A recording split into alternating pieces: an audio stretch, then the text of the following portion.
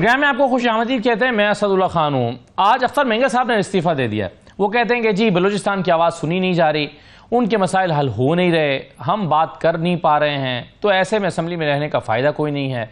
उन्होंने आज रिज़ाइन कर दिया है। इस इस्तीफ़े की वजूहात क्या हो सकती हैं और इसका इम्पैक्ट क्या हो सकता है बलूचिस्तान की सियासत पर, पाकिस्तान की सियासत पर, एक तो हम इस पर बात करते हैं। दूसरा, सुप्रीम कोर्ट के जजेस की तादाद में इजाफा जो है ये काफ़ी अर्से से मौजूद बहस बना हुआ है। इसमें अब बाप पार्टी की तरफ से सेनेट में कल एक बिल पेश किया गया था और उसमें जजेस की तादाद बढ़ाकर 21 करने की का कहा गया, और आज जो है वो दानियाल चौधरी साहब की तरफ से जजेस की, सुप्रीम कोर्ट के जजेस की तादाद बढ़ाकर 23 करने की का बिल जो है वो लाया गया है, लेकिन इसको मौखर कर दिया गया। बहरहाल मौखर हुआ है तो दोबारा आ जाएगा, लेकिन बहरहाल सुप्रीम कोर्ट के जजेस की तादाद बढ़ाना, ये तादाद बढ़ती हुई इस वक्त नज़र आ रही है। मगर वजूहात इसकी क्या हो सकती हैं, क्योंकि पीटीआई समझती है कि ये एक जुडिशल कू हो सकता होगा। एक दो जजेस की तादाद तो बढ़ाई जा सकती है, लेकिन अगर आप इतनी बड़ी तादाद में इजाफा करना चाहते हैं तो ये जुडिशल कू है। पीटीआई को क्यों लगता है कि ये जुडिशल कू है, इस पर बात करेंगे। दूसरा, IMF ने मरियम नवाज साहिबा की तरफ से पंजाब में, वज़ीर आला पंजाब की तरफ से जो सब्सिडी देने का ऐलान किया गया था, उसको जो है वो उस पर नागवारी का इजहार किया है और सूबों को रोक दिया है कि वो इस तरह की सब्सिडी बिजली की कीमतों में दें, और इससे इशारा दिया है कि जो आइंदा IMF का प्रोग्राम है वो खटाई में पड़ सकता है।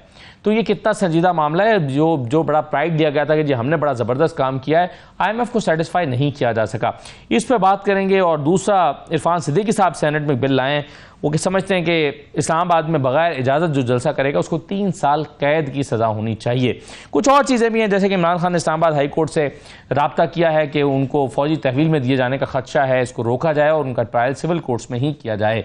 इन तमाम मौज़ूआत पर हम गुफ्तगू करेंगे और तज्ज़ियाकारों की राय लेंगे। मेरे साथ हसन अयूब साहब मौजूद हैं, सीनियर सहाफ़ी और तज्ज़ियाकार हैं। बहुत शुक्रिया हसन अयूब साहब। अजमल जामी साहब हमें ज्वाइन कर रहे हैं, आप भी सीनियर सहाफ़ी हैं, तज्ज़ियाकार हैं।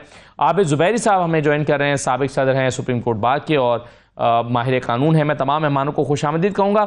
अख्तर मेंगल साहब ने क्या कहकर इस्तीफ़ा दिया, ज़रा सबसे पहले सुन लीजिए। मैं कह रहा था बलूचिस्तान आपके हाथ से निकल रहा है, लेकिन किसी को कोई परवाह नहीं। अदलिया के दरवाजे हमने खटखटाए, पार्लियामेंट के दरवाजे हमने खटखटाए, हुकूमतों की दहलीज तक हम गए, लेकिन किसी को समझने की जहमत ही नहीं की। मैं बतौर मेंबर नेशनल असेंबली, वो असेंबली जो हमारी बच्चों की चीखों पुकार न सुन सके, तो इस असेंबली में बैठना मेरे लिए बहुत मुश्किल होगा। तो आज ही मैं असेंबली से अपने इस्तीफे का ऐलान करता हूँ। जामी साहब, क्या आपको मुहर्रिकात इसके दिखाई दे रहे हैं और क्या इसके असरात होते नजर आ रहे हैं? बहुत शुक्रिया असद साहब, आपके दीगर मेहमानों को भी सलाम, आपके नाज़रीन को भी। मेरा ख्याल है ये बहुत ही हसास और तवज्जो तलब मामला है अख्तर मेंगल साहब का। इसको किसी सियासी पसंद नापसंद की में ना झोंका जाए, ये मेरे एक पाकिस्तानी शहरी के तौर पर अपील होगी। और मेरी ख्वाहिश होगी कि अभी मियाँ मोहम्मद नवाज शरीफ साहब, आसिफ अली जरदारी साहब, मौलाना या PTI की जो जय्यद रहनुमा है, उन्हें चाहिए कि आगे बढ़कर अख्तर मेंगल साहब को गले लगाएं और उनसे मिल बैठें, उनसे पूछें उन्हें क्या गिला शिकवा हुआ और क्यों मजबूर हुए मुस्ताफी होने पे। एक बात तो है ये। दूसरी बात इसके पैरेलल और इंतहाई अहम है, वो ये है कि मुनासिब होता कि अख्तर मेंगल साहब खुशदार से जो नुमाइंदगी कर रहे हैं और जो कौमी धारे में शामिल हैं, उसको जारी रखते हुए आंख किसी और को करते, खुदा हाफिज किसी और को कहते। मेरी मुराद उनके अपने भाई और उनके जानने वाले वो लोग हैं जो हथियार उठाकर पहाड़ों पे चढ़े हुए। बेहतर होता कि उनसे लाताल्लुकी का ऐलान करते, पार्लियामान से या सिस्टम से लाताल्लुकी ना करते, क्योंकि ये वो लोग हैं जो इस बात की दलील थे कि अभी भी बलूचिस्तान में लोग जो हैं वो रियासत पे, आइन पे यकीन रखते हैं। और ये फेलियर है मौजूदा सियासी क़यादत का कि मेंगल साहब को क्यों ना सुना गया। मेंगल साहब की जो भी शिकवे शिकायतें हों on the floor of the house, उसे सुना जाता, of the floor of the house सुना जाता, क्योंकि इनके वालिद गिरामी, आपको याद होगा, CM रह चुके हैं, ये खुद अहम जिम्मेदारियों पर फायज रह चुके हैं। ये वो लोग हैं जिन्होंने पाकिस्तान का साथ दिया हुआ है। लेकिन मुझे मेंगल साहब के शिकवे शिकायतें सर आंखों पर रखते हुए उनसे बसाद एहतराम एक शिकायत भी है कि वो जावेद मेंगल से कब लाताल्लुकी का ऐलान कर रहे हैं।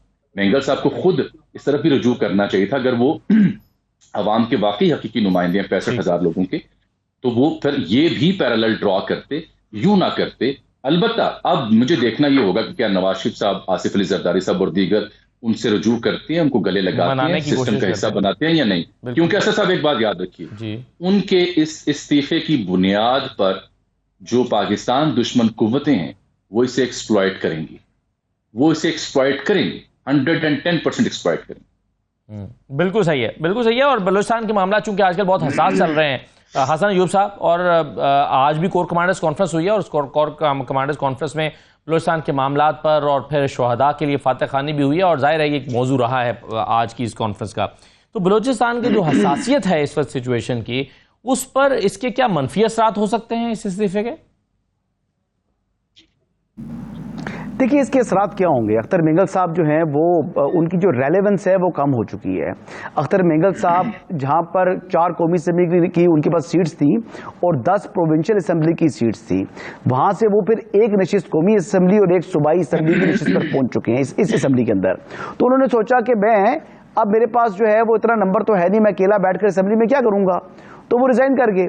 अब दूसरी बात यह है कि उनकी रेलेवेंस क्यों कम हुई। अब जावेद मेंगल का जिक्र किया तो जावेद मेंगल जो हैं वो ब्रदर इन लॉ हैं हरब्यार मरी के। हरब्यार मरी और जामरान मरी, अब I know them from London, और मेरा उनके साथ एक वक्त के ऊपर जब मैं स्टूडेंट लाइफ के अंदर था तो मेरी मेल मुलाकात थी उनके साथ। तो वो क्या करते रहे वहां पर, कुछ करते रहे, वो उनकी कितने वो मुहब्बे वतन है, कितना बलूचिस्तान का दर्द है, और वो कितनी जो है वो मुश्किल जिंदगी गुजार रहे हैं बरतानिया के अंदर, लंदन के अंदर, वो मैं अपनी आंखों से देख कर आया हूं। सो लिहाजा ये जो सरदार माजरत के साथ अभी इनकी रेलेवेंस इसलिए कम हो रही है कि अपने डिस्ट्रिक्ट से भी बाहर इनकी अहमियत नहीं रही। ये आज की ग्राउंड रियलिटी है, और वो ग्राउंड रियलिटी भांपते हुए देखा उन्होंने, सोचा होगा कि जनाब अख्तर मेंगल साहब ने कि अब मैं क्या करूं। तो अब मैंने अपने आप को सिंपथीज लेनी है। मैंने दोबारा, देखिए शफीक मेंगल के साथ इनका मसला रहा, एक अरसा शफीक मेंगल और इनकी लड़ाई रही। वर्ल्ड का जो इलाका है, जो मेन बाजार था, उसको उन्होंने बंद रखा क्योंकि प्रॉपर्टी इनकी थी। वहां पर तालीमी इदारों को बंद रखा, इतना डर था अख्तर मेंगल साहब को, तो उसका कॉन्सिक्वेंस तो आना होता है ना जी, कि आप अपने इलाके में जहां के आप सरदार हैं वहां पर आप क्या कर रहे हैं। अभी पॉलिटिकल फेज जो है, एक नया पॉलिटिकल फेज आ चुका है बलूचिस्तान के हालात के ऊपर अगर बात करें तो वो पॉलिटिकल फेज है महारंग बलोच। अब महारंग बलोच जो जिस तरह का फेस आया इस वक्त बलूचिस्तान की सरफेस के ऊपर, उसने इनको कम से कम किनारे पर ले गया। तो इनको उससे भी खतरा, और इनको सियासी तौर पर भी कमजोर हो चुके हैं। तो इनके लिए तो बेसिकली लूज लूज सिचुएशन थी। तो इस फ्रस्ट्रेशन के अंदर आकर अख्तर मेंगल साहब ने यह इस्तीफा दिया जनाब। ठीक है, तो आप कह रहे हैं कि बेसिकली ये पब्लिसिटी स्टंट है, तवज्जो हासिल करने की कोशिश है, खबरों में इन रहने की कोशिश है, और अपनी रेलेवेंस बेहतर करने की कोशिश है, इसके अलावा कुछ नहीं है जी। इसके अलावा कोई चीज नहीं है, क्योंकि देखें जो शफीक मेंगल हैं, जिनको हम यहां पर बहुत बुरा जो है वो बंदा प्रोजेक्ट करता है हमारा मेन स्ट्रीम मीडिया, मेरे ख्याल के मुताबिक अख्तर मेंगल से ज्यादा मुहब्बे वतन शफीक मेंगल है। शफीक मेंगल ने उसके ऊपर तरह तरह के इल्जामात लगे। कभी उसने कहा जी कि वो कातिल है, वो कुछ है, शरीफ तरीन आदमी है, रियासत पाकिस्तान के लिए जो है वो मुहब्बे वतन है, पाकिस्तान के लिए वो लड़ता है। किन से लड़ता है? तो फिर तो आप ये चाहेंगे से लड़ता है हसन साहब, उनके सामने पहला हरावल दस्ता बना हुआ है। फिर तो आप ये चाहेंगे फिर तो आप ये चाहेंगे कि फौरी तौर पर स्पीकर साहब को उनका इस्तीफा कबूल कर लेना चाहिए, और ना नवाज शरीफ साहब को, ना वजीर आजम को, ना सदर साहब को, ना किसी और अहम सियासी शख्सियत को उनके साथ कोई राब्ता करने, उन्हें मनाने की कोशिश करनी चाहिए। जी बिल्कुल, वो आज़ाद हैं, वो ही इज़ अ पॉलिटिशियन, अपनी पार्टी के सरबराह हैं, अपना इस्तीफा दें, जो मर्जी करें, उनका राइट है। स्पीकर साहब ने फ्लोर ऑफ द हाउस उन्होंने इस्तीफा दे दिया, तो इस्तीफा फौरन मंजूर करें और उनको डी सीट किया जाए, और वहां पर ज़मीनी इंतखाब होना चाहिए जैसे होता है, जैसे मखदूम जावेद हाशमी साहब ने फ्लोर ऑफ द हाउस आकर कर दिया था, तो इस्तीफा हो गया था उनका। जी हाँ, और भी मिसालें ये असद साहब, ये मखदूम जावेद हाशमी का और अख्तर मेंगल का पैरेलल ड्रॉ नहीं किया जा सकता। मैं इसके बावजूद कि मेरे खुद भी तहफ़्फ़ुज़ात हैं जो मैंने अपने तबसरे में पेश किए हैं, हसन यूसुफ साहब से किसी हद तक मैं इत्तफाक करता हूँ, लेकिन गुस्ताखी चाहूंगा कि ये कहना कि जी आज़ाद हैं, जाएं जहां जाना है चले जाएं, I think this should not be the approach by the state और बाय द पार्लियामेंटेरियंस और by the leaders like Nawaz Sharif और जरदारी। ये वो वक्त है जब हम सियासी अदम इस्तेहकाम का शिकार हैं, मुआशी तौर पर हम हिचकोले खा रहे हैं, पॉलिटिकली एक इंस्टेबिलिटी है, यहाँ पे मुआशरे में एक अनरेस्ट पाया जाता है। इस बीच में बलूचिस्तान लहू हुआ है रिसेंटली, KPK में दहशतगर्दी है, तो इस वक्त में हमने लोगों को धकेलना है पार्लिमानी निजाम से बाहर, या उन्हें पार्लिमानी निजाम के अंदर लाना है। ठीक।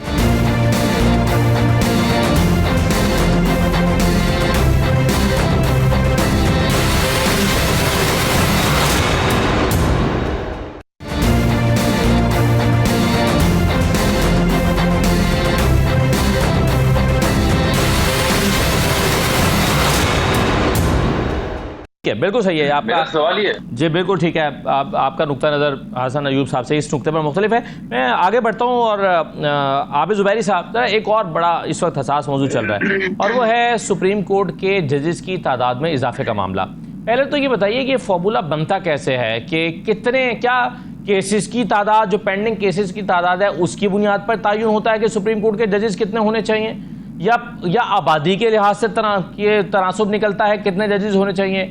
जिन्होंने आइन में 17 रखे थे उन्होंने किस बुनियाद पर रखे थे? अब कोई 21 चाहता है, कोई 23 चाहता है, हो सकता है किसी की ख्वाहिश 25 की भी हो। पीटीआई समझती है कि नहीं 1-2 का इजाफा किया जा सकता है। तो ये फॉर्मूला बनेगा कैसे कि जजेस की तादाद कितनी बढ़ानी है और कब बढ़ानी है? हाँ, बिस्मिल्लाहिर्रहमानिर्रहीम। बहुत शुक्रिया आपका। मैं आपकी इजाज़त से जो दोनों सीनियर सहाफ़ियों ने कहा, मैं भी अगर आप कहें तो मैं भी कुछ अपने ख्यालात, अगर आपकी इजाज़त हो। देखिए, बलूचिस्तान का मामला सिर्फ ये नहीं है कि उन्होंने रिज़ाइन कर दिया अख्तर मेंगल साहब ने या कोई चला गया। बलूचिस्तान का मामला ये है कि वहाँ आज तक असली जमहूरियत आई नहीं। वहाँ इलेक्टिव, हमारा पूरे मुल्क का इस वक्त ये मामला है कि हमारे यहाँ जिन लोगों ने, जिनको हुकूमत होनी चाहिए थी, जो इलेक्शन वोट लेके आए, उनकी हुकूमत ही इस मुल्क में कायम नहीं है। तो बलूचिस्तान का मामला तो बहुत सीरियस है। और लोगों से आपको देखिए, ईस्ट पाकिस्तान आप इतनी पुरानी बात नहीं हुई, आपने देखा कि वहाँ आपने एलियनेट होते चले गए लोग, और कई साल आपको लोगों को धारे में लाना चाहिए, उनसे बात करनी चाहिए। ये नहीं कि वो जाने उनका कोई रेलेवेंस नहीं है, ये नहीं है, एक नाम है उनका, जो भी है, कोई लीडर, वो इलेक्टेड आदमी थे। तो आपको चाहिए कि सबसे बात करें, वहाँ असली जमहूरियत कायम हो और सिविलियन सुप्रीमेसी हो। वहाँ असल में आज तक कभी फेयर इलेक्शन बलूचिस्तान में हुआ ही नहीं है, और फिर पूरे पाकिस्तान में। तो ये उसका हम फल भुगत रहे हैं जो अब हो रहा है। फिर आपने बात की जजों की, उसके तादाद के ऊपर। देखिए, अक्सर आइन का आर्टिकल 176 कहता है कि आप एक चीफ जस्टिस होंगे पाकिस्तान के, सुप्रीम कोर्ट की बात कर रहा हूँ, और जितने जजेस जो कानून के हिसाब से तय होंगे, जब तक वो कानून नहीं बनता तो उस वक्त सदर मुमलिकत उनका अपॉइंट करेंगे जितने जजेस होंगे। पहले एक बात थी कि चीफ जस्टिस जो पाकिस्तान थे उनके उससे होता था, जो भी जुडिशरी में कोई भी चेंजेस आते थे, एक वो था कि उनसे पूछा जाता था ये चीजें करके, फिर कानून साजी की जाती थी। ये नहीं थोड़ी कि आप अपने ऊपर थोप दें उनके ऊपर कोई चीज के जी हम पार्लियामेंट है, हम सुप्रीम है, तो हम जो चाहें करें। इस चीज को एड्रेस करने के लिए नवाज शरीफ साहब ने पहले भी कोशिश की और एक लॉ लेके आए 1997 में कि जजों की तादाद का, उसमें नवाज शरीफ साहब की PMLN की हुकूमत थी, उसके अंदर इनकी तादाद 17 फिक्स की। हो सकता है उस वक्त चीफ जस्टिस साहब से पूछ के हुई, मुझे इल्म नहीं है इस बात का। लेकिन देखिए, अब इसको सिर्फ बहस नहीं बनाया जा रहा है कि देखिए इस वक्त 17 जजेस हैं पूरे सुप्रीम कोर्ट में और 2 एडहॉक जजेस काम कर रहे हैं। अगर आप समझते हैं कि काम और करना है तो आपके पास पावर है एडहॉक जजेस अपॉइंट करने के लिए, आप कर दीजिए। ये आइन में ये बात ऑलरेडी प्रोवाइडेड है। और कोई जज अगर जैसे नहीं है तो आपके पास एक्टिंग जजेस की भी प्रोविजन है कि आप एक्टिंग जज भी सुप्रीम कोर्ट का हाई कोर्ट से लाके अपॉइंट कर सकते हैं। कोई पता वो 3 महीने के लिए आए, 6 महीने के लिए आए, साल भर के लिए आए, वो हाई कोर्ट के जज को भी आप अपॉइंट कर सकते हैं। तो ये प्रोविजन आइन में दिए हुए हैं। ये सिर्फ तादाद बढ़ाने का impression, packing of the court नहीं होना चाहिए कि जी आप देख रहे हैं कि जी आप ये कहना, मगर मुस्तकिल जजेस की तादाद में सर, मगर मुस्तकिल तौर पर जजेस की तादाद बढ़ाने में क्या मुज़ायका है?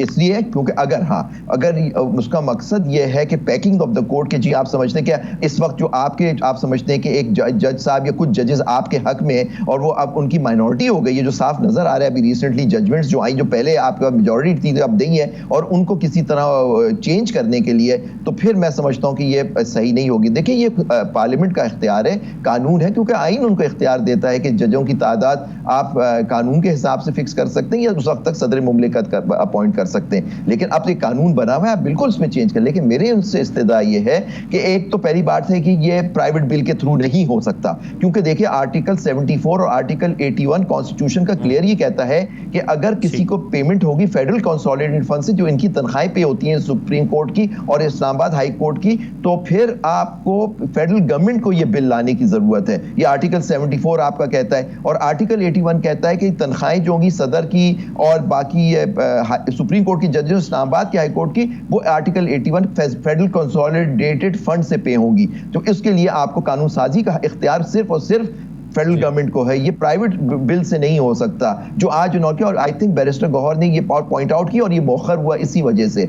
अगर और देखिए जो JUI के एक साहब या किसी और के वो ये मूव कर रहे हैं, गवर्नमेंट मूव करे अगर चाहती है, और फिर आपके पास अददी ताकत तो है, आप उसमें आप पास करा लीजिए, लेकिन फिर देखना होगा कि सुप्रीम कोर्ट उस पर क्या बात करेगी। लेकिन बेहतर एहसन तरीका ये होता है कि आप उनसे मुशावरत करके ये कानून साजी करें, ताकि देखिए ताकि ये जो हमारे सुतून है, हम लोग इतने बुरे हाल में फंसे हुए कि लड़ाइयां नहीं होनी चाहिए। आप आपस में बात करके, अगर आप समझते हैं कि आप चाहते हैं कि आप समझते हैं केसेस की जल्दी डिस्पोजल होगा, तो ये भी एक गलत इंप्रेशन है। आपके 51 है, आपके जजेस काफी हैं, सिर्फ केस मैनेजमेंट की जरूरत है। आप केस मैनेजमेंट करें, उसके हिसाब से आप कर सकते हैं। आप देखिए पहले भी बहुत केसेस होते थे, हमारी डिलेज जो होते हैं, अजर्नमेंट्स, ये चीजें करके केस मैनेजमेंट हमारा सिस्टम फेल हो गया है। अगर आप 100 जजेस भी लगा दें, अगर केस मैनेजमेंट सिस्टम सही नहीं होगा, जो जस्टिस मंसूर अली शाह ने पूरा और कुछ जजेस सुप्रीम कोर्ट ने एक पूरा प्रोग्राम बना के दिया था लेकिन आज तक इंप्लीमेंट नहीं हुआ, वो अगर हो जाता है तो आप इन्हीं जजों से आप सारा काम ले सकते हैं और ये जो आपकी पेंडेंसी है कम हो जाएगी और लोगों को इंसाफ मिलेगा। मैं यही कह रहा हूँ 23 तक तादाद ले जाने की जरूरत नहीं होगी। ठीक है, जरूरत होगी, आप केस मैनेजमेंट सिस्टम को सही कर दीजिए। अच्छा दूसरी बात, अगर ये तादाद बढ़ती है तो इन 2 एडहॉक जजेस का क्या होगा? क्योंकि वो लॉ ये है कि अगर तादाद जजेस की परमानेंट सीटें मुकम्मल नहीं हो तो एडहॉक जज नहीं हो सकते। सही है, ये क्या बिल्कुल सही है, ये अच्छा नुकता है। अब हसन अयूब साहब, एक तो ये बताइए, ये बात तो दुरुस्त है ना कि जी प्राइवेट मेंबर बिल जो है उसमें जजेस की तादाद में बढ़ाने के लिए प्राइवेट मेंबर ये बिल नहीं ला सकता, हुकूमत को लाना पड़ेगा, और यही बैरिस्टर गौहर ने भी आज नुकता उठाया, और आपके ख्याल में ये नुकता ठीक है? देखिए मैं इस पर क्लियर नहीं हूं, लेकिन अगर एक मिनट के लिए इनकी बात को तस्वर कर लिया, दुरुस्त जो है वो मान लिया जाए, तो अगर पेंडेंसी है और ज़रूरत है इस वक्त की, तो आपको क्या नए जजेस की तादाद बढ़ाकर ये बैकलॉग जो है इसको ख़त्म नहीं करना चाहिए? एक ऑप्शन और भी है, एक पाकिस्तान बार कौंसिल का एक एलामिया है जिसमें उसने कॉन्स्टिट्यूशनल कोर्ट बनाने के हवाले से जो है वो बात की है, जो जितने भी आइन की तशरीह के मुकदमात होंगे या सियासी नोयत के मुकदमात होंगे वो तमाम के तमाम जो है वो एक नई कॉन्स्टिट्यूशनल कोर्ट तश्कील दे दी जाए और वो ये तमाम मुकदमात देखें। और जो सुप्रीम कोर्ट ऑफ पाकिस्तान है, जो 17 जजेस हैं, ये तमाम के तमाम 17 जजेस जो हैं वो अवामी मुकदमात सुने, जो जेन्युइन अवाम के मसाइल हैं। ये पाकिस्तान बार कौंसिल का एलामिया आया था कुछ अर्सा कबल, और मुझे तो बड़ा अपील किया वो, और वो इतना अपीलिंग है कि मैं चाहता हूं कि ये पार्लियामेंटेरियन जितने भी हैं, चाहे वो पाकिस्तान तहरीक इंसाफ से या सुन्नी इत्तेहाद कौंसिल से जिससे भी उनका ताल्लुक है, चाहे वो जमीयत उलमा इस्लाम है, चाहे पीपल्स पार्टी है, चाहे मुस्लिम लीग नवाज है, तमाम के तमाम दावे करते हैं जी कि हमने जो है अवाम की मोहब्बत में और अवाम के मसाइल हमने हल करने हैं, तो बनाए कॉन्स्टिट्यूशनल कोर्ट, सर जोड़ें ताकि कॉन्स्टिट्यूशनल कोर्ट बने। सुप्रीम कोर्ट जो है वो अपने जो है वो रोजमर्रा के मुकदमात देखे और ये आईनी और सियासी नोयत के मुकदमात हैं वो कॉन्स्टिट्यूशनल कोर्ट के हवाले कर दे। तो जुबैर साहब, मेरी जो पाकिस्तान बार कौंसिल की इस राय से बिल्कुल सही है। चलिए, मैं नहीं करता इत्तेफाक, हम नहीं करते, बिकॉज़ कॉन्स्टिट्यूशन पहले भी कोशिश हो चुकी है हमारा। मैं जुबैर साहब को बताता हूं, लेकिन जामी साहब चलें, मैं सर इस पर आपकी तफसीली राय लेता हूं, मगर जामी साहब, ये पीटीआई समझती है कि इतनी तादाद की जाएगी तो ये जुडिशल कू है, और वो ये समझते हैं कि ये इसके मुहर्रिकात सियासी हैं और ये सिर्फ अपनी जो वहाँ जो अक्सरियत है जजेस की उसको बदलने की कोशिश है, क्योंकि अभी जो 8-5 से फैसला आया था उसमें शायद ये तासुर लिया गया है कि जी जजेस दो ग्रुप्स में तकसीम है और काजी फैसल साहब के पास अक्सरियत नहीं है। न जाने ये क्यों तासुर ले लिया गया, क्योंकि ये तो केस टू केस वेरी होना चाहिए, लेकिन इस पर अब ये कहा जा रहा है कि जी ये जुडिशल कू है। आप भी ऐसे समझते हैं? असद साहब, बड़ी सादा सी बात है, टू बी वेरी ऑनेस्ट, ये दोनों जानिब से, फरीकैन की जानिब से मसला ही पॉलिटिकल है। उनका एतराज भी सियासी नोयत का है और उनके जो अहदाफ हैं सरकार के वो भी पॉलिटिकल है। वो समझते हैं कि ये मेजॉरिटी और माइनॉरिटी का इशू है, इसलिए सेटल करने के लिए और जजेस ऐड किए जा रहे हैं। वो समझते हैं कि क्योंकि माइनॉरिटी लूज कर चुके हैं यहाँ पे मेजॉरिटी, तो इसलिए अपनी मर्जी का जुडिशल कू कर रहे हैं। बात उसूल की ये है कि वाकई प्राइवेट मेंबर डे पे ये ऐसे कानून साजी नहीं हो सकती। दूसरी उसूल की बात यह है कि हुकूमत वक्त का बिल्कुल इख्तियार है पार्लियामान में आईनी तरमीम के जरिए ऐसा कोई मामला वो करना चाहे तो करे, लेकिन उसी उसूल के नीचे एक और सवाल उठता है जो मिसिंग है, जिसके ऊपर लोग बात नहीं कर रहे, और ये जिम्मेदारों से हम भी पूछ के थक गए हैं जो हुकूमती जिम्मेदार हैं कि भाई आइन में तरमीम के लिए 2/3 आपको अक्सरियत दरकार होती है। तो वो 2/3 अक्सरियत आप काहे से और कैसे पूरी करेंगे? क्योंकि जो दस्तयाब बंदोबस्त इस वक्त आपके साथ है वो तो 224 228 का मजमुआ पूरा नहीं करता। मौलाना तो अभी तक ये फैसला कर नहीं सके कि उन्होंने आपको वोट देना है, उनकी सीटें भी कम है। तो काहे को आपकी नजरें उन 41 लोगों पे हैं जो पीटीआई के वो लोग हैं जिनकी किस्मत और जिनकी शनाख्त और तशख्खुस के हवाले से अभी भी सवाल निशान है। तो असल पेचीदा मसला तो ये है कि 2/3 कैसे आप पूरी करेंगे। रहेगी बात जनाब चीफ जस्टिस की और पेंडेंसी की केसेस की, तो आज बैरिस्टर गौहर ने बड़ी अच्छी मिसाल दी हुई है कि इंडिया में कितनी पेंडेंसी है और वहां पे कितने जजेस हैं सुप्रीम कोर्ट के, गालिबन 33 बनते हैं। उन्होंने कई एक रियासतों का हवाला भी वहां दे रखा है। इशू ये है ही नहीं है।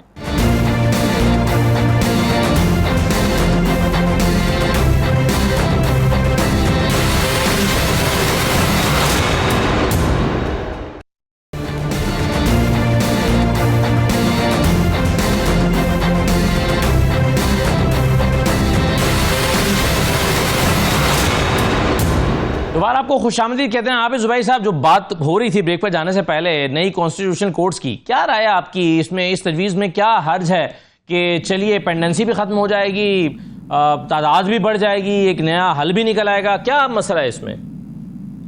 देखिए, हमारा आईन पाकिस्तान क्लियरली कहता है कि सुप्रीम कोर्ट और हाई कोर्ट दोनों कॉन्स्टिट्यूशनल कोर्ट्स हैं। सिर्फ सुप्रीम कोर्ट कॉन्स्टिट्यूशनल कोर्ट नहीं है, हाई कोर्ट भी कॉन्स्टिट्यूशनल कोर्ट है।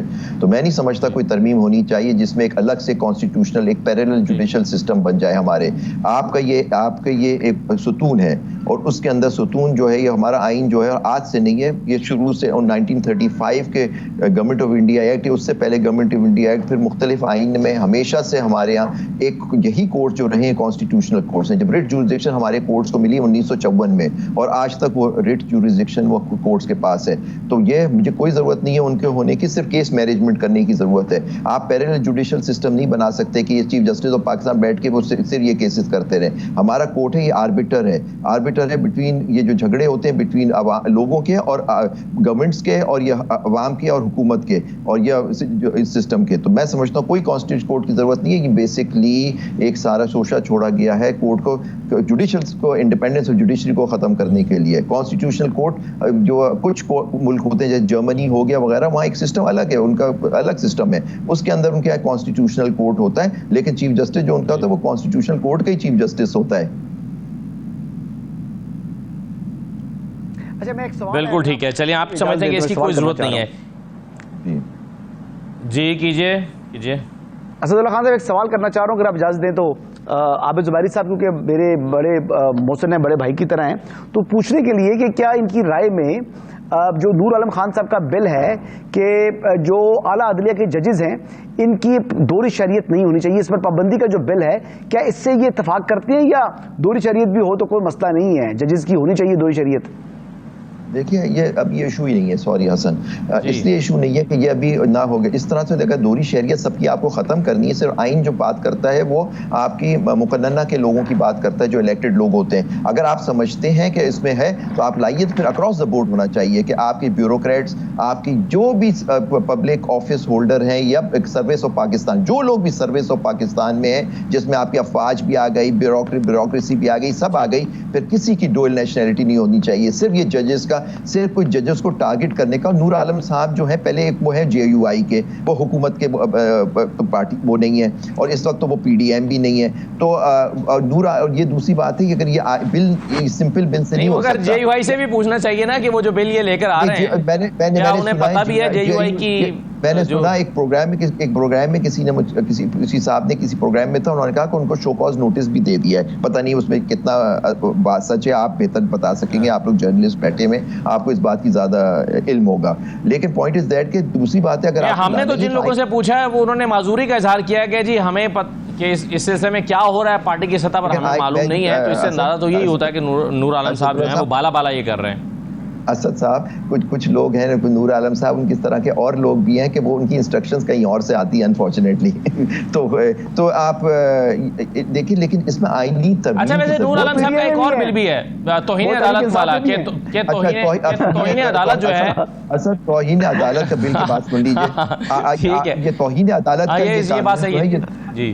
तौहीन अलादुल का जो कानून है वो 2003 से लागू है और वो अपहोल्ड हुआ था 2012 में जब कंटेम्प्ट ऑफ कोर्ट एक्ट 2012 को सुप्रीम कोर्ट ने डिक्लेयर किया था कि ये आइन के मुतजाद है। तो मरहूम बाज मोहम्मद काकड़ के नाम से वो केस रिपोर्टेड है। तो उसके अंदर इस वक्त 2003 का कानून था जिसने रिपील किया था 1976 का, भुट्टो साहब के ज़माने का ही कानून था, कंटेम्प्ट ऑफ कोर्ट एक्ट 1976। अब देखिए सुपीरियर कोर्ट जुडिशरी जो है, सुप्रीम कोर्ट हाई कोर्ट के कानून की ज़रूरत ही नहीं है, क्योंकि आर्टिकल 204(1)(2) क्लियरली कहता है कि सुप्रीम कोर्ट हाई कोर्ट इन चीज़ों पे कंटेम्प्ट कोर्ट में लग सकती है, उस पर प्रोसीडिंग्स कर सकती है। हाँ, आर्टिकल 204 सब क्लॉज 3 कहता है कि ये जो पावर एक्सरसाइज करेंगे article 2, it will be regulated by act of parliament, ठीक है, बाई लॉ। तो लॉ इन्होंने बना दिया, ये उससे रेगुलेट होता है। यानी आपने कल मुझे 3 मेंबर बेंच ने सुप्रीम कोर्ट की एक कंटेम्प्ट कर दी, मुझे और आप पे कंटेम्प्ट लगा दी और सजा दे दी। मेरे पास राइट है कि मैं 5 मेंबर बेंच में सुप्रीम कोर्ट में अपील करूं, 5 ने सजा दी तो 7 में करूं, 7 से 9 में। अब ये हटा देंगे इस कानून को, हम लोग सब फंस जाएंगे, क्योंकि उसमें लिखा है अगर ये subject to law rules made by the courts. अब वो अपने रूल बना लेंगे, रूल्स पहले से मौजूद है, फिर उसके हिसाब से सुप्रीम कोर्ट जो रूल बनाएगी, हाई कोर्ट अपने रूल्स जो बनाएगा उसके हिसाब से होगा। कि कानून जो है इसको छेड़ने से पहले सोचें कि इसके कॉन्सिक्वेंसेस क्या होंगे, कि हम लोग कहां जाएंगे अपीलें लेके। ये तो बिल्कुल सही है। एक और मामला जामी साहब मैं उस पर आना चाहता हूं, ने स्ट्राइक डाउन कर दिया था उसको, नहीं 2012 के कानून कोर्ट ने स्ट्राइक डाउन कर दिया था असद साहब। तो नहीं 2012 के कानून को स्ट्राइक डाउन किया था। जो बेसिकली एक अदालती फैसले को यूज करते हुए कानून की शक्ल दी जा रही है, तो ये तो मतलब मेरे ख्याल के मुताबिक इख्तियार से तजावुज है। अदलिया ने भी आइन और कानून के मुताबिक चलना है, कानून है ही नहीं। आज कंटेम्प्ट ऑफ कोर्ट ऑर्डिनेंस 2003 अभी भी प्रोटेक्टेड लॉ है, आप देख लीजिए, और आर्टिकल 270 वगैरह में सर किस तरीके से 2012 का जब एक्ट आ गया तो वो खत्म हो गया ना। 264 पढ़ लेना।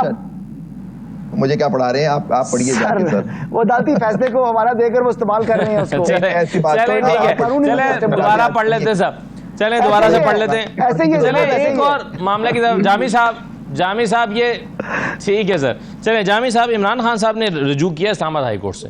वो समझते हैं, उन्हें खदशा है कि उन्हें मिलिट्री तहवील में लिया जा सकता है और उनका मिलिट्री कोर्ट्स में ट्रायल हो सकता है, और इसके लिए उन्होंने रुजू किया कि इससे रोका जाए। तो आप क्या समझते हैं कि इस बात के इम्कानात कितने हैं और रिलीफ कैसे मिल सकता है इमरान खान साहब को? खदशात क्या उनके दुरुस्त हैं, और अगर ऐसा होता है तो उसका इम्पैक्ट क्या होगा? बिल्कुल, ये बड़ा अहम मुद्दा है जी कि वो एप्रीहेंड एक अरसे से कर रहे हैं। लेकिन उससे पहले चूंकि हजरत नूर आलम जेर बहस है तो जिगर मुझे याद आ गए। वो कहती हैं इतने हिजाबों पर तो ये आलम है हुस्न का, क्या हाल हो जो देख लें पर्दा उठा के हम। जनाब नूर आलम साहब की खिदमत मैंने पेश किया है। ठीक है, देखिए it was Imran Khan himself जो खुद से इस खदशे का, शुबे का इजहार कर रहे थे कि मेरा ये मिलिट्री ट्रायल करना चाहते हैं। अभी ये स्पेकुलेशन कहीं मंजर आम पर नहीं आई थी। गिरफ्तारी के बाद उन्होंने ये जिक्र करना शुरू किया। फिर उनकी जमात पहुंची थी Lahore high court, if you remember, इसी मामले को लेकर के। और यहाँ लाहौर हाई कोर्ट में आई थिंक कोई दस्तखत का इशू था, कोई टेक्निकल इशू था, तो उन्होंने वो वापस ले लिया, अपनी जो पिटीशन थी या दरख्वास्त थी। अब वो गए इस्लामाबाद और वहां भी कुछ एतराजात लगे। दिस क्लियरली मीन्स के इनको कुछ एप्रीहेंशंस हैं, उनको कुछ ऐसे फियर्स हैं।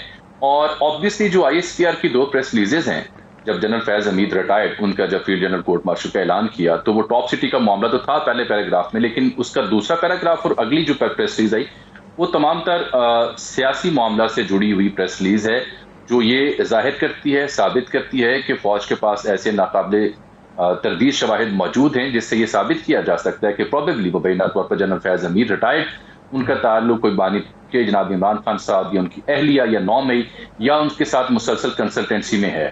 तो चूंकि वो जो फील्ड जनरल कोर्ट मार्शल का मामला है वो 3 से 5 हफ्तों के अंदर अंदर कंक्लूड होना होता है, तो आई थिंक उसमें भी हफ्ता तो रह गया। हसन अयूब स्ट्रेटेजिक मामला पे बेहतर दस्तरस रखते हैं, so it's about to happen. तो उसकी जो पेशबंदी है, मुझे वो उसकी पेशबंदी का मामला लगता है ज्यादा, जो इमरान खान साहब इसलिए कर रहे हैं। अगर तो वो जो उनका नैरेटिव है कि I got nothing to do with general Faiz Hameed, तो फिर वो पेशबंदी का है को कर रहे हैं। फिर आने दे, जो कुछ हो रहा है देखा जाएगा, उसे फिर ट्रायल करें, साबित करें। सही है जी। हसन अयूब साहब, कैसे देख रहे हैं आप इस दरखास्त को, इस मामले को? ठीक कह रहे हैं, मैं इत्तेफाक करता हूं अजमल जामी साहब की बात से। जो ये सारी बातें कर रहे हैं वो दुरुस्त हैं। यानी जो हफ्ता 2 हफ्ता कह रहे हैं, मे बी अगर इसमें थोड़ा और एक्सटेंड कर दें टाइम, थोड़ा सा वक्त शायद मेरे हिसाब से थोड़ा ज़्यादा है, लेकिन एग्जैक्टली मैं इसके ऊपर कमेंट नहीं कर पाऊंगा कि कितने टाइम लगना है, लेकिन यही 4-5 हफ्ते का ये सारा होता है, अमल होता है। लेकिन इसके अलावा देखिए, मैं एक बात बड़ी वाज़ेह जो बात ये कर रहे हैं ना अजमल जामी साहब, इससे इत्तफाक इस बात को आगे बढ़ाऊंगा। अगर मैं सुबह से क्या करता रहा हूं या पिछले 1 महीने मैंने क्या चीजें की हैं, क्या मेरी जो है वो एक्टिविटीज रही हैं, मुझे उसका बाखूबी इल्म है। तो इसलिए इमरान खान साहब को भी मालूम है कि वो क्या करते आ रहे हैं post retirement of general Faiz Hamid, उनके साथ मिलकर क्या करते रहे हैं। पहले उन्होंने कहा कि ये जनरल फैज हमीद का और फौज का अंदरूनी मामला है, हमारा उससे कुछ लेना देना नहीं है। फिर उन्होंने कहा जी कि उनका जो है ओपन ट्रायल होना चाहिए, फिर भाई कौन कौन सी बातें शुरू कर दी, यानी एक बात के ऊपर वो रुके नहीं। और देखिए बात यह है कि जो फील्ड कोर्ट मार्शल की कार्रवाई होती है वो बेसिकली जैसे ट्रायल कोर्ट है ना, वो उसके इक्वल है। इसके बाद चीफ आर्मी स्टाफ को एक अपील का राइट है, उस राइट के बाद हाई कोर्ट में मैटर आ सकता है, और हाई कोर्ट के बाद जी अब वो हाई कोर्ट के बाद सुप्रीम कोर्ट ऑफ पाकिस्तान है। तो अभी इनके पास काफी लीगल रेमेडीज मौजूद होंगी। तो मामला तो बजायर बानी चेयरमैन तहरीक इंसाफ का मिलिट्री कोर्ट में ही जाएगा।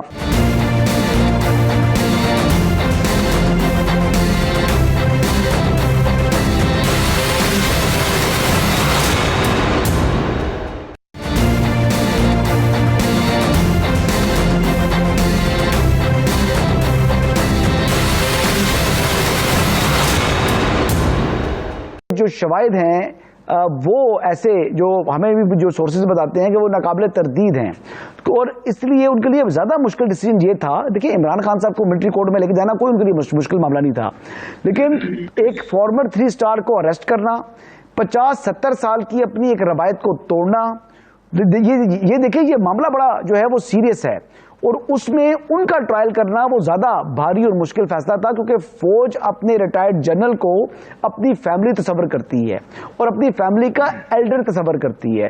तो ये फैसला इस वक्त जो हमारी अफवाज ने लिया और अपनी जो रवायत को तोड़ी है, it was with a very very heavy heart, but लेकिन खुद एहतसाबी का अमल है, बड़ा कड़ा निज़ाम है, और इसके अंदर फिर जो खुद एहतसाबी के अमल में जिसने कोई गलती की हो तो फिर उसको छोड़ना नहीं है।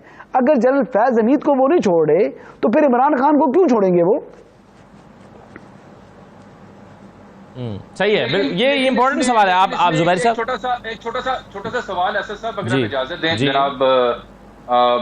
जनाब हसन अयूब साहब की खिदमत में, मैं ये अर्ज कर रहा हूं कि जो नाकाबिले तरदीद शवाहिद की बात की है हमारे प्यारे भाई हसन अयूब साहब ने, तो वंस फॉर ऑल ये कट्टा क्लियर कर दें, वो जो नाकाबिले तरदीद शवाहिद है वो कौम के सामने ले आए। मैं तो बेहतर साथी अभी तक मुबैना तौर पर इस तरह के लफ्जों के ऊपर अपनी सहाफत या तजिया पेश कर रहा हूँ। जो नाकाबिले तरदीद शवाहिद है वो एक दफा पेश कर दें। ये सवाल जो है वो बाकी लोगों के मामले में भी उठता है, यास्मीन राशिद के मामले में, महमूद रशीद के मामले में, ये उमर सरफराज शीमा के मामले में, कि उनके जो नाकाबिले तरदीद शवाहिद हैं अभी तक वो अदालत के सामने आ क्यों नहीं रहे और क्यों रिकॉर्ड पेश नहीं किया जा रहा। मौजूद थी, मैं बताता हूँ, मैं 2 महीने पर मैं बात करता हूँ। जो जियो फेंसिंग की रिपोर्ट्स थी, उनकी फिजिकल प्रेजेंस वहां पर मौजूद थी, अब वहां पर उनके जो वीडियोस भी मौजूद हैं।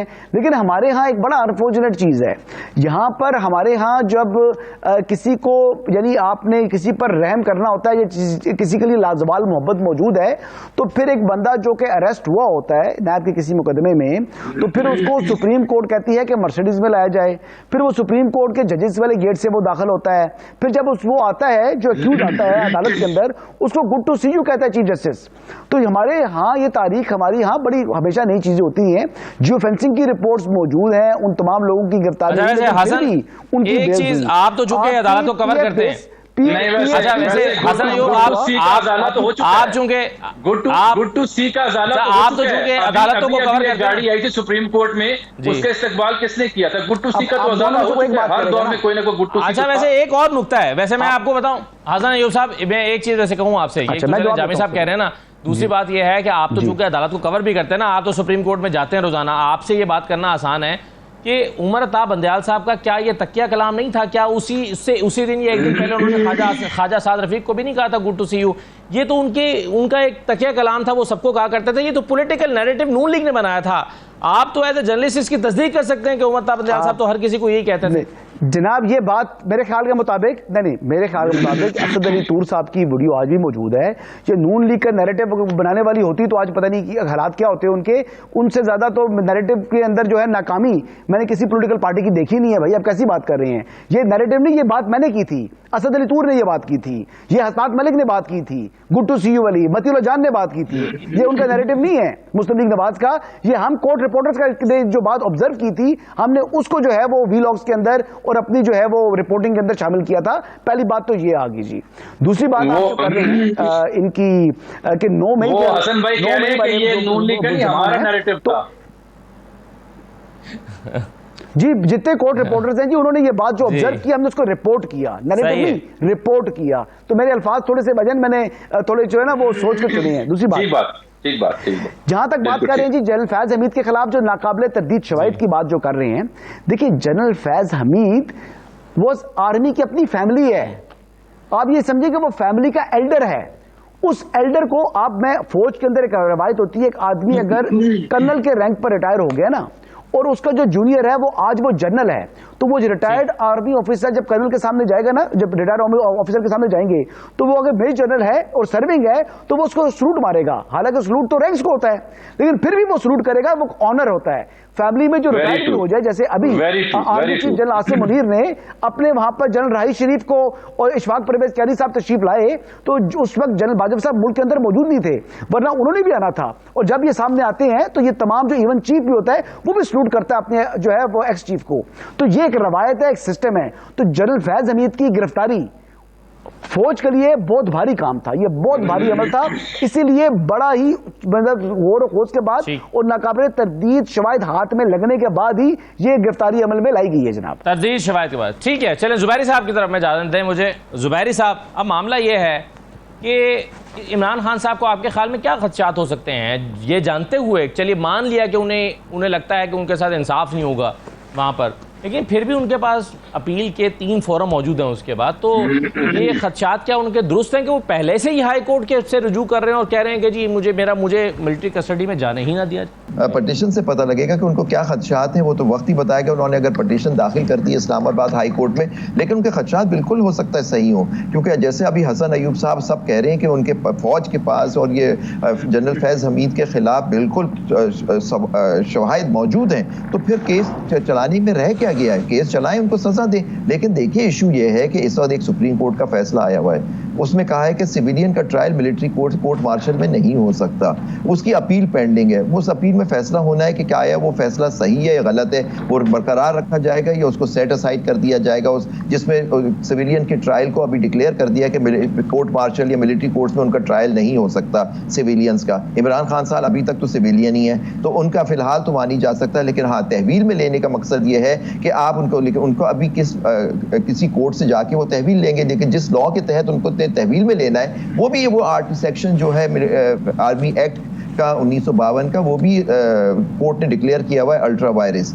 लेकिन हो सकता है उनके पास कुछ ऐसी शवाहिद उनके पास भी हो कि ये प्लानिंग हो रही हो कि उनको मिलिट्री तहवील में देके कोर्ट मार्शल किया। लेकिन जो सुन लें, अपील जो होती है इसकी मिलिट्री कोर्ट मार्शल की, general chief field court martial की, इसकी होती है चीफ ऑफ आर्मी स्टाफ के पास, वो फाइनल अपील होती है। उसके बाद अपील नहीं होती हाई कोर्ट में। हाई कोर्ट में पटिशन दाखिल की जाती है कि जी वो एक्शन होता वो, तो प्लीज बात मुकम्मल करने दें जी। अपील नहीं होती, आप दिखा दें किस कानून के तहत अपील होती है, प्लीज लॉ पे मुझे बात करने दीजिए प्लीज।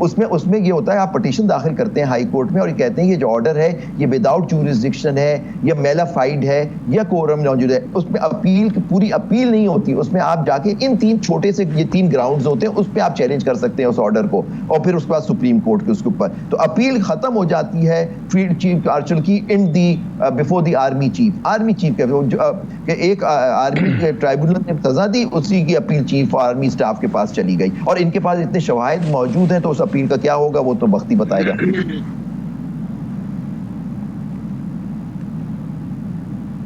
ठीक है, बिल्कुल सही है।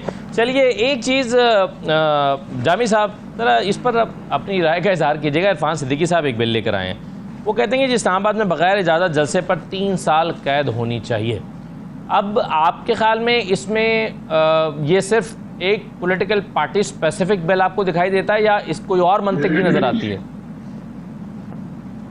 नहीं, मुझे तो इसकी बिल्कुल समझ नहीं आ सकी कि इरफान सिद्दीकी साहब बड़े जमहूर पसंद है। उनकी तहरीर जो है हमेशा जमहूरियत, जमहूर, अवाम, आइन उसके ऊपर मबनी होती हैं। तो इस बिल के पीछे जो मुहर्रकात है वो तो मुझे इंतहाई गैर जमहूरी और गैर अवामी दिखाई देते हैं। इससे पहले कि मैं आपके असल सवाल का जवाब दूं, मेरा ख्याल है कुछ कन्फ्यूजन हुई है हमारे दोस्तों को।